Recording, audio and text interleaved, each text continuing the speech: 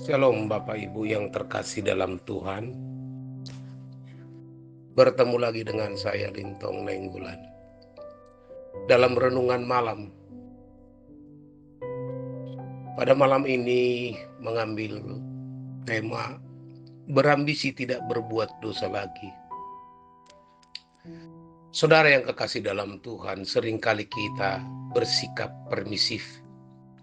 Kita tidak berani mengatakan dengan tegas bahwa kita kesetanan. Jadi ketika kita berbuat dosa, berbuat kesalahan, Roh Kudus tegur kita, mengingatkan kita.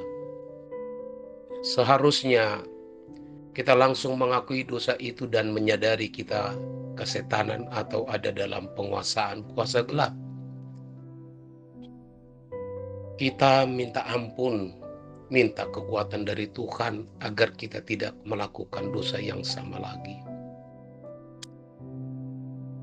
Firman Tuhan mengatakan dalam 1 Yohanes pasal 3 ayat 9 bahwa orang yang lahir dari Allah tidak berbuat dosa lagi.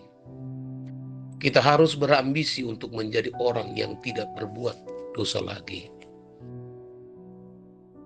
Mengapa kita takut berjanji hidup kudus? Ingat Bapak Ibu bahwa para penakut adalah salah satu jenis orang yang tidak akan masuk surga.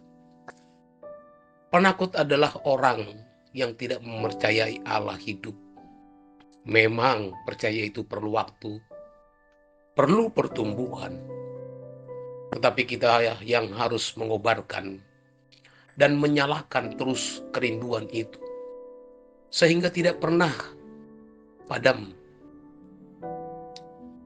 Kalau kita menyalakan kerinduan itu, begitu kita berbuat salah, kita akan merasakan sakit yang bukan main.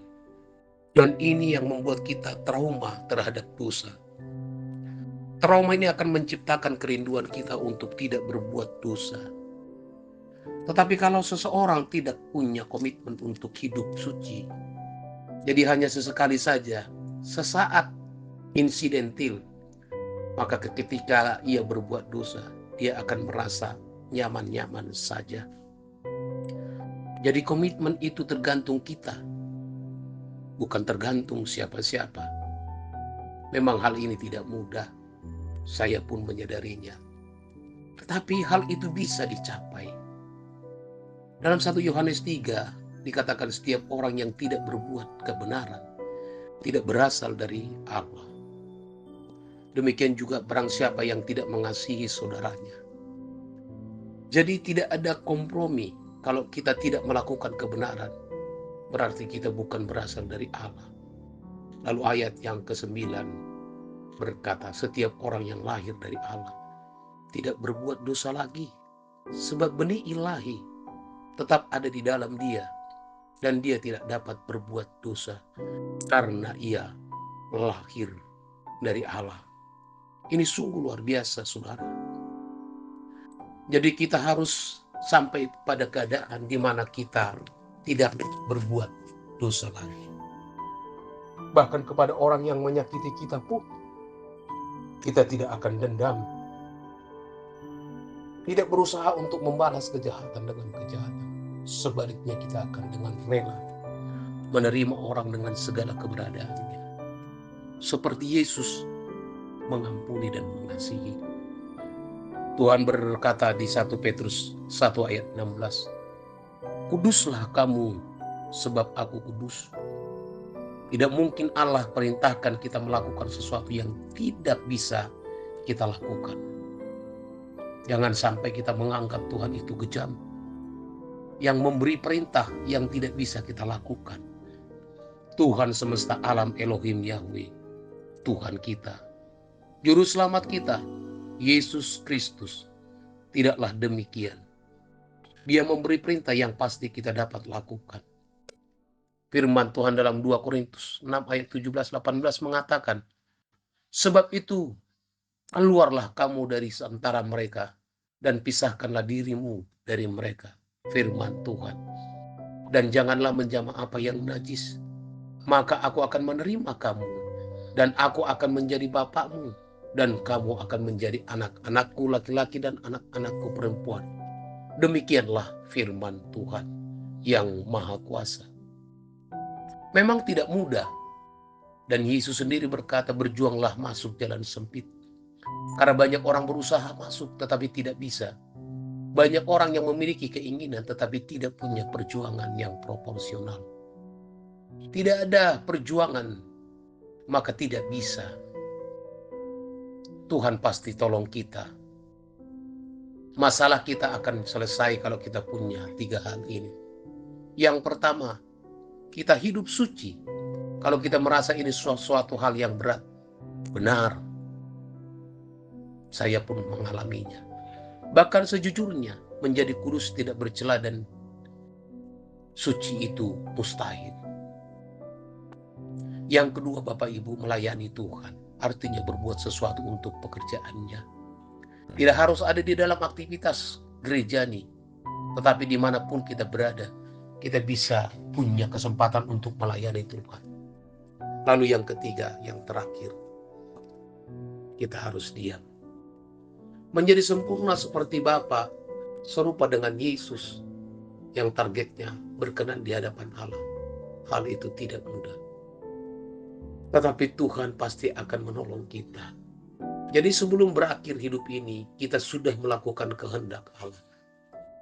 Jangan sampai kita menutup mata, lalu kita belum melakukan kehendak. Coba sekarang kita memeriksa hidup kita. Apakah kita memiliki tekad hidup suci yang temporal? Tekad itu harus kita kobarkan terus. Bagaimana Tuhan mau menolong kita kalau kita tidak menolong diri kita sendiri? Jadi kita yang harus benar-benar menolong diri kita sendiri. Kita yang harus mengobarkan dalam diri kita kerinduan untuk hidup suci, gairah untuk hidup suci, komitmen yang kita perbaharui setiap hari. Jangan takut berbuat janji di hadapan Tuhan. Ada kebahagiaan yang mengalir pada waktu kita berusaha untuk hidup tidak bercacat, tidak bercela. Benar, tetapi risikonya ada saja masalah yang muncul. Mau hidup suci, justru muncul orang-orang yang membuat kita kesal, marah, jengkel. Kita mau hidup suci, justru punya banyak kesempatan untuk korupsi, berzina, dan melakukan banyak dosa lain. Kita bisa heran mengapa jadi begini. Disitulah kita diajar menolak dosa di dalam diri kita. Sebab orang Kristen pasti dibawa kepada 2 kemungkinan. Merobek kesucian hidupnya atau merobek dosa. Dan Allah menghendaki supaya kita merobek dosa. Kalau orang merobek kesucian hidupnya dengan melakukan dosa, itu kodrat dosanya makin kuat. Dia akan makin tercengkerami.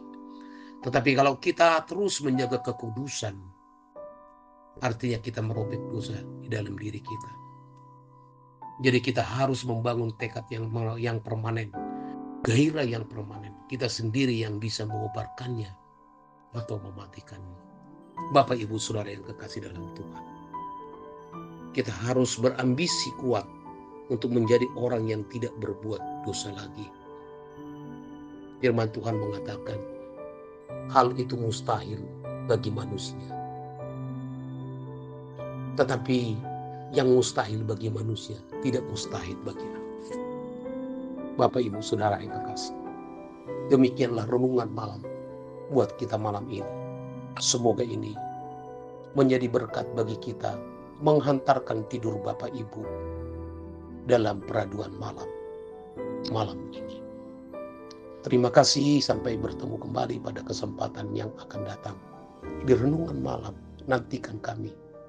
Jangan lupa untuk like, subscribe, dan share. Supaya kebenaran ini memberkati banyak orang. Tuhan Yesus memberkati. Amin.